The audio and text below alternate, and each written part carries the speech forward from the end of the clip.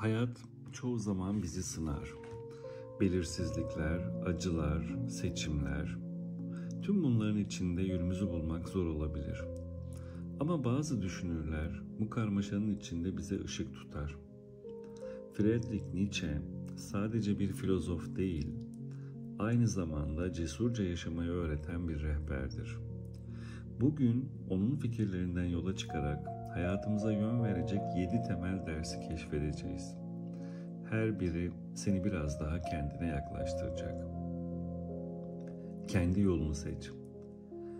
Nietzsche der ki, kendi yolunu bulmak başkalarının izinden gitmekten daha değerlidir.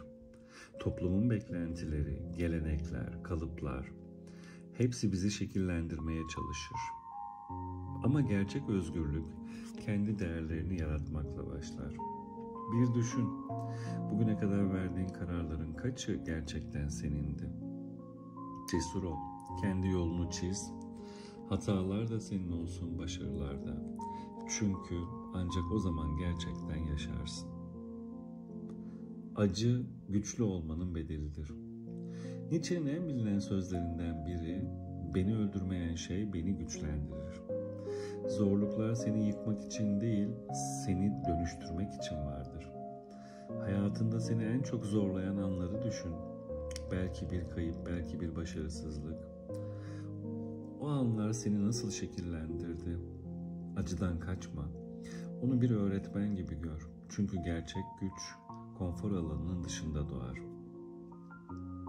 Hayatı sorgula. Nietzsche'ye göre gerçekler sorgulayan zihinlerde doğar.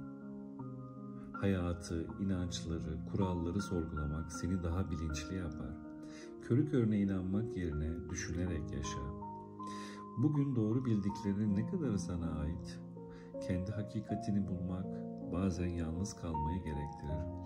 Ama o yalnızlık özgürlüğün bedelidir. Maskeleri çıkar. Nietzsche, insan çoğu zaman kendine bile yabancıdır der. Toplumun bize biçtiği roller kim olduğumuzu gizler. Bir işte, bir ilişkide, bir sosyal ortamda kaç kez gerçek sen olabildin? Gerçek benliğini keşfetmek için cesaret gerekir. Maskeleri çıkar, kendin ol. Çünkü sahte bir hayat gerçek bir mutsuzluk getirir. Yaşamı sanat gibi yaşa. Nietzsche'nin yaşam felsefesi hayat bir sanat eseridir. Her gün bir tuval gibi seçimlerinle, düşüncelerinle, duygularınla onu şekillendiriyorsun. Hayatını estetikle, tutkuyla ve anlamla doldur. Bir sanatçı gibi yaşa, cesurca, özgünce, tutkuyla. Çünkü sıradanlık ruhu köreltir. Güç iradesi. Nietzsche'nin temel kavramlarından biri irade gücü.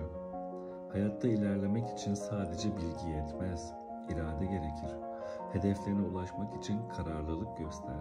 Engelleri aşmak için içindeki güce güven.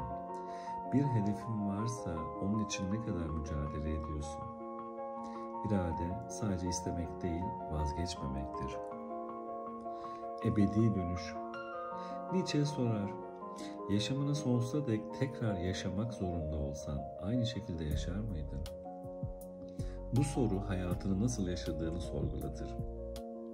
Her anı tekrar tekrar yaşamaya değer kıl. Bugün yaptığın şey yarın pişmanlık mı getirecek yoksa gurur mu? Zaman geri gelmez ama sen her anı anlamla doldurabilirsin. Nietzsche'nin felsefesi kolay değildir ama derindir, cesaret ister, düşündürür ve sonunda seni daha özgür, daha güçlü, daha kendin yapar. Unutma, hayat senin eserindir. Onu nasıl yaşarsan o şekilde anlam kazanır. Ve belki de en önemli ders, kendi yıldızını yarat. Çünkü sen kendi kaderinin sanatçısısın.